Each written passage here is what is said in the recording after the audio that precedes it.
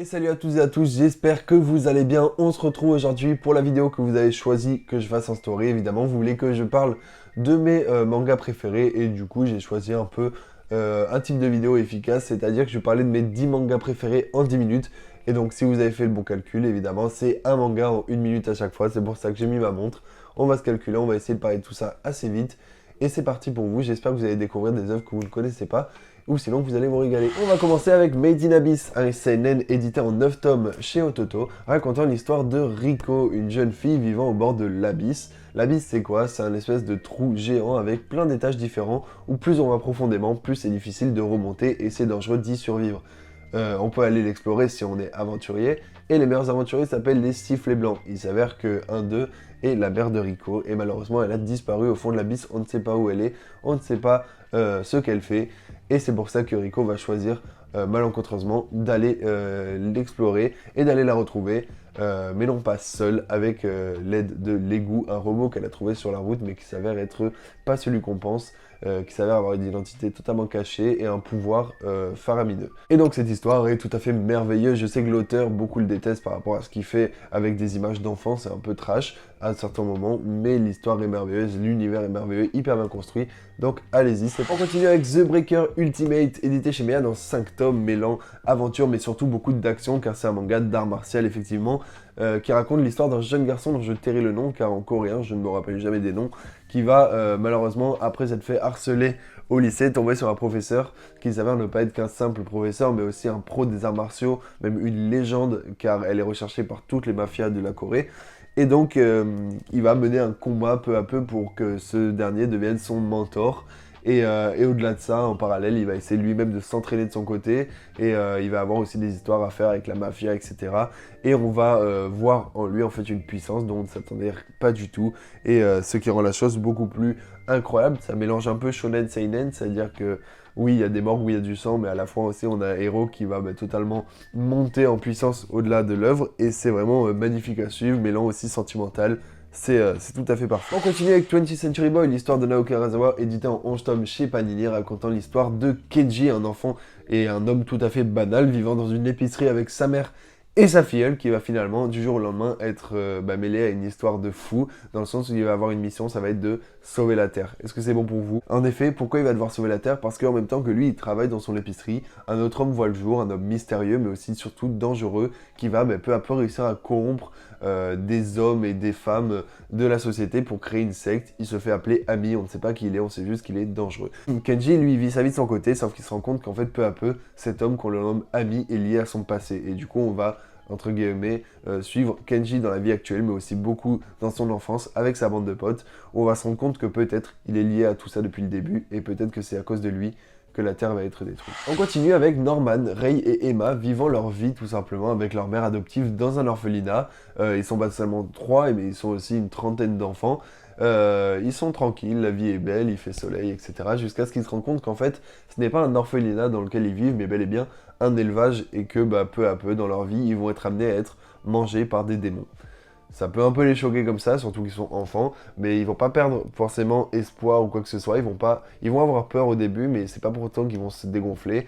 Ils vont tout simplement essayer du coup de fuir l'orphelinat avec une mère beaucoup plus puissante qu'ils pensaient, des enfants à gérer et des démons en dehors de l'orphelinat. On va donc les suivre dans toute leur aventure pour fuir l'orphelinat avec une deuxième partie beaucoup plus intéressante que l'anime. Donc si vous n'avez pas aimé l'anime, foncez, vous n'allez pas le regretter, je vous jure, c'est incroyable. La fin nous touche jusqu'au plus profond de notre âme. C'était vraiment incroyable à lire. En 5ème histoire, j'ai hésité entre Fire Punch et Chainsaw Man, et finalement j'ai opté pour Fire Punch parce que voilà, ça sort un peu du lot. Chainsaw Man, beaucoup de gens connaissent. Fire Punch, c'est quoi? C'est un seinen de chez Kaze, édité en 8 tomes par Tatsuki Fujimoto, un artiste assez connu, j'en parle beaucoup sur la chaîne. Ça va raconter l'histoire d'un jeune garçon appelé Agni, qui va malheureusement être amené à vivre un calvaire dans sa vie, car oui, dans le monde où il vit, certaines personnes ont un pouvoir, et lui, son pouvoir, c'est de se régénérer, alors qu'il vit sa vie tranquillement, c'est-à-dire qu'en pleine famine, dans le monde de froid dans lequel il vit, il va nourrir son village avec ses membres. Et un jour, le gouvernement va aller les voir et va alors déterminer qu'il s'agit d'un village cannibale, évidemment, car ils mangent les membres de leurs collègues. Et suite à ça, le village va être totalement brûlé, les habitants aussi, par un être ayant un pouvoir aussi de son côté. Sauf que Agni, lui, va être brûlé vif aussi. Mais avec son pouvoir de transformation, il va juste tout simplement jamais mourir, car en même temps qu'il brûle, il se régénère, et du coup, il est mêlé à vivre éternellement dans la souffrance.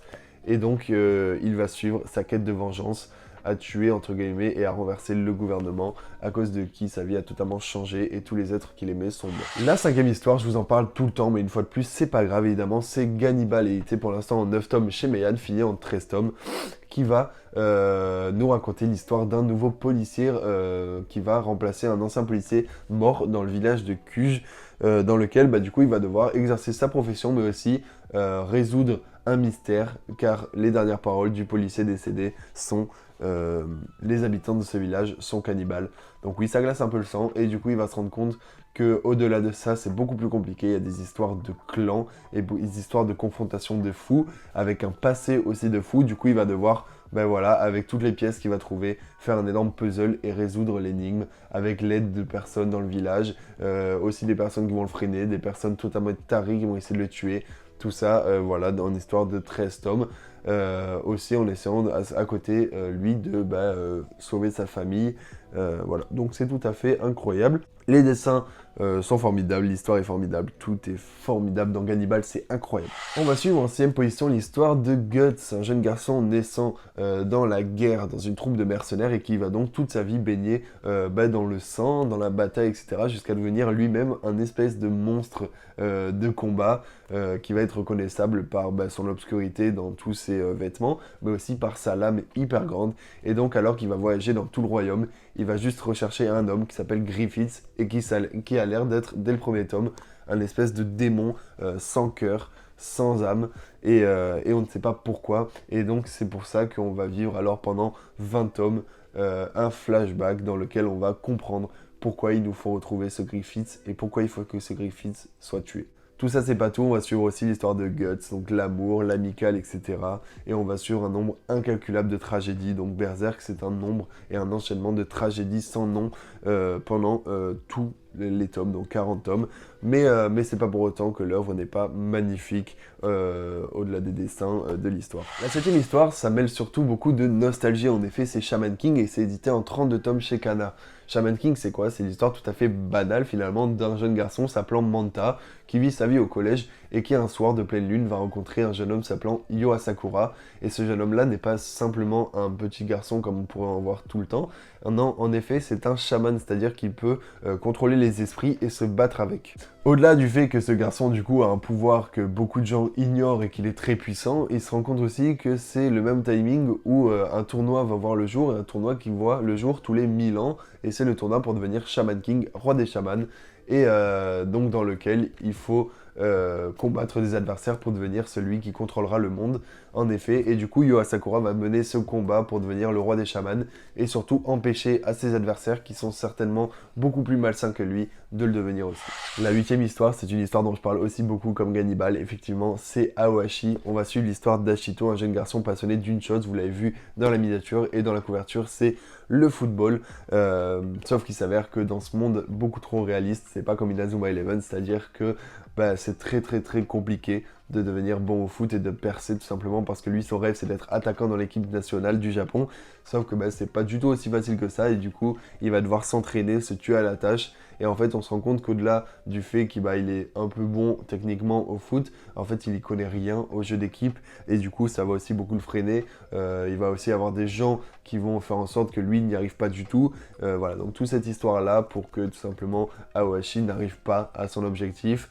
Et donc voilà, on va suivre son histoire beaucoup trop compliquée dans le monde horrible qu'est le monde professionnel du football au Japon. On va suivre l'histoire de Ken Kaneki en 9ème position. L'histoire de ce jeune garçon malheureusement trop timide pour ce monde, vivant sa vie à 10 à l'heure. Il aime tout simplement la lecture, l'art, etc. Ce n'est pas quelqu'un qu'on trouverait très fun.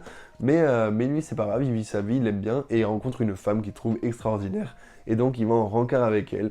Et alors qu'ils vont se promener dans la rue, il s'avère que cette femme n'est pas la femme qu'il croyait être, car c'est une goule. Et les goules, qu'est-ce que ça fait? Ça mange les hommes.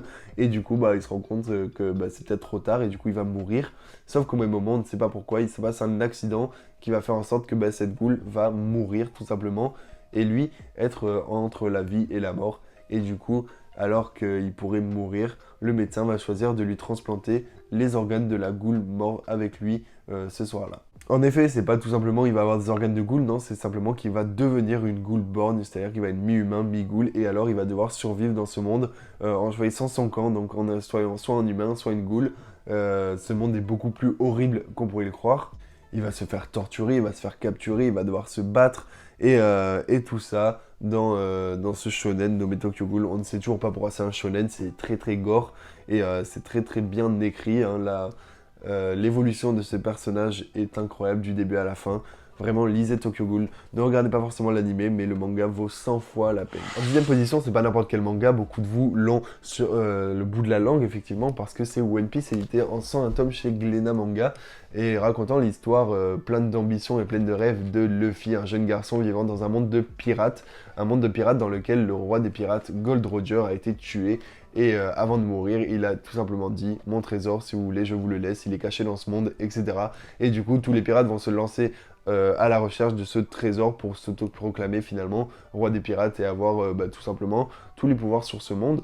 Alors que Luffy, dans tous les cas, il va essayer de chercher ce trésor, créer son équipage à droite, à gauche, etc. Passer d'île en île, de méchant en méchant, de rencontre en rencontre, tout simplement pour lui aussi gagner en puissance au fil des tomes. Donc c'est hyper dur de ne pas parler de la fin, de ne pas parler de ce qui se passe en ce moment à Wano Kuni, etc. Mais voilà, ça va être l'enchaînement d'îles, l'enchaînement de méchants, l'enchaînement de rencontres positives aussi, qui vont, au-delà de chercher le One Piece, créer une aventure tout à fait remplie de sentiments et remplie de merveilleuses choses pour Luffy.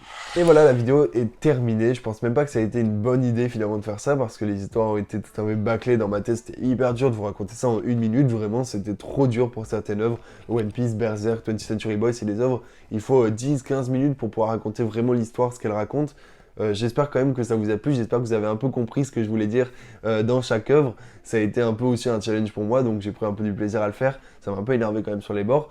Mais voilà, n'hésitez pas vous à me dire votre top 10 des meilleurs mangas ou votre top 3, je sais pas, comme vous voulez, mais au moins à me dire vos mangas préférés. Et voilà, on se retrouve la semaine prochaine pour une autre vidéo. J'espère que ça vous a vraiment pas gêné, parce que c'est une première que j'essaie de faire et c'était vraiment compliqué.